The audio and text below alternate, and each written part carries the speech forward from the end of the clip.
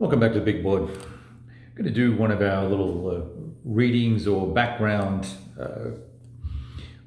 topics or videos for this particular battle, even though we have, as you can see, pretty much wrapped this one up.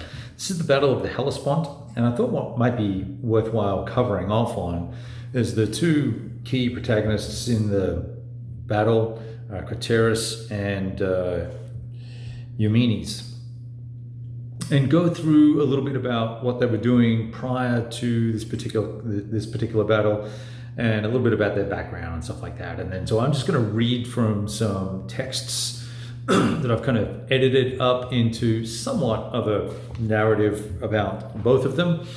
If it gets a little long, I may split it up into two videos. We'll see how we do. So first up, Craterus, and we'll deal with him. Straight up. So Craterus was an infantry and naval commander under Alexander during his conquest of Persia. After the revolt of his army at Opus on the Tigris River in 324, Alexander ordered Craterus to command the veterans as they returned home to Macedonia. Antipater, commander of Alexander's forces in Greece and regent of the Macedonian throne in Alexander's absence, would lead a force of fresh troops back to Persia to join Alexander, while Craterus would become regent in his place. When Craterus arrived at Cilicia in 323 BC, news reached him of Alexander's death. Though his distance from Babylon prevented him from participating in the distribution of power, Craterus hastened to Macedonia to assume the protection of Alexander's family. So I think we can infer there that he's potentially a good guy, or taking care of business for himself, one way or the other. The news of Alexander's death caused the Greeks to rebel in the Lamian War, which I played a few battles of in the past. We can touch on that later on, though, in a separate topic. Craterus and Antipater defeated the rebellion in 322 BC, and despite his absence, the generals gathered at Babylon confirmed Craterus as the guardian of the royal family. Pretty big deal. However, with the royal family in Babylon, the regent Perdiccas assumed this responsibility until the royal household could return to Macedonia.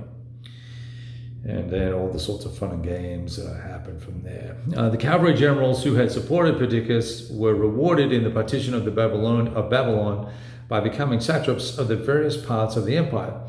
Ptolemy received Egypt, Laomedon received the Syrian and Phoenicia, Philotas took Cilicia. You guys probably know all this anyway, but Pathon took Medea, Antigonus received Phrygia, or Phygira, depending on how you want to pronounce that, Lycia and Pamphylia. Asanda received Caria. Menander received Lydia. And Lysimachus received Thrace.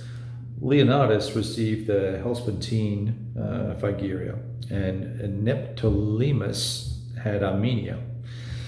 There's a note here that a citation is needed for that. Regardless, Macedon and the rest of Greece would be under the joint rule of Antipater, who had governed them for Alexander and Craterus. Alexander's most able lieutenant, that was Alexander's most able lieutenant, while Alexander's old secretary, Eumenes of Arcadia, was to receive Cappadocia and Paphlagonia, or Paphlagonia.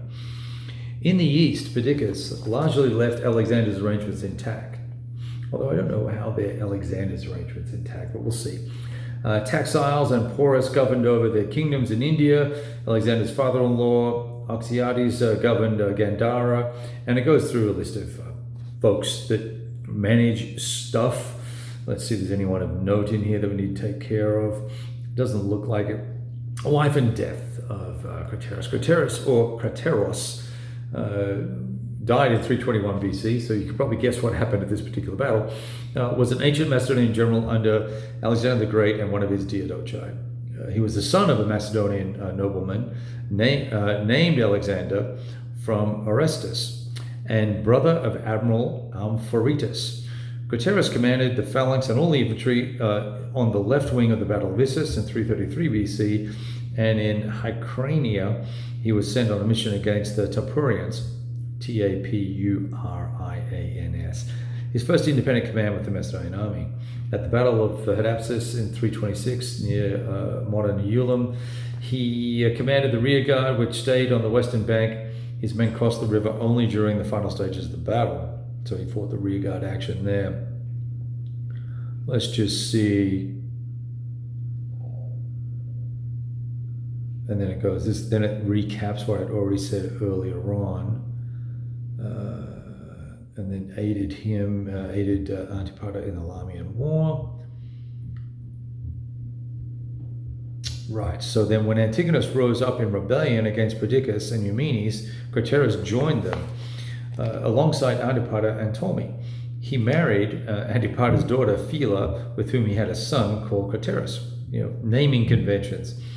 He was killed in the battle against Eumenes in Asia Minor when his charging horse fell over him somewhere near the Hellespont in 321, which is what we're playing right here.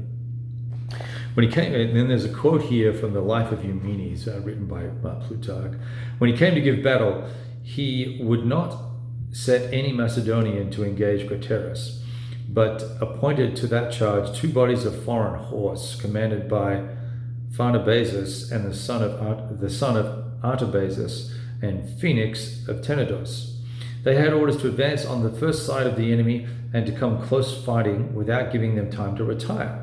And if they attempted to speak or send any herald, they were not to regard it. And that's Plutarch writing about the life of Eumenes.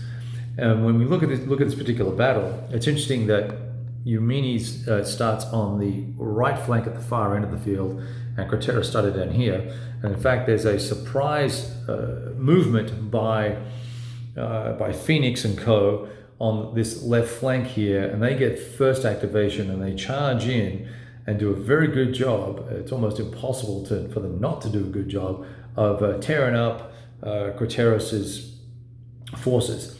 And what we managed to do here was something a little bit different, and we moved Craterus out of that action pretty swiftly and situated him with the Macedonian phalanxes, which did run the full length of the board. And there's a second interesting rule in this scenario that gives us some insight into the loyalty that the Macedonian phalanxes had, both for Eumenes and for Craterus. And that is in that any phalanx that is adjacent to Craterus, the leader counter, will not fight against the units that move adjacent to him. So, in fact, what will happen is we're going to roll a d10, and that will be the number of TQ hits or cohesion hits that unit that's not fighting will take. And then Craterus's forces can also then attack that unit.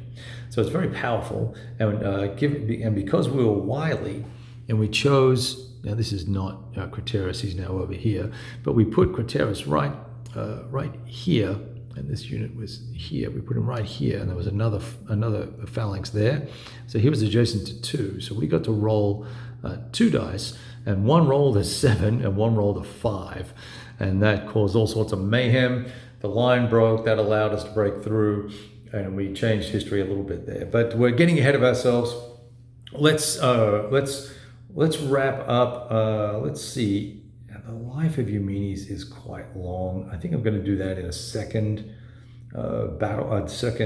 video, and we'll also deal with the Hellespont battle as well. All right, so hope you enjoy that. Hopefully I will add some other pictures into this video. If not, you'll see them in the next one. All the best. Oh, I guess I should. Oh, I'll put it at the, never mind, I'll cut this out. Fine.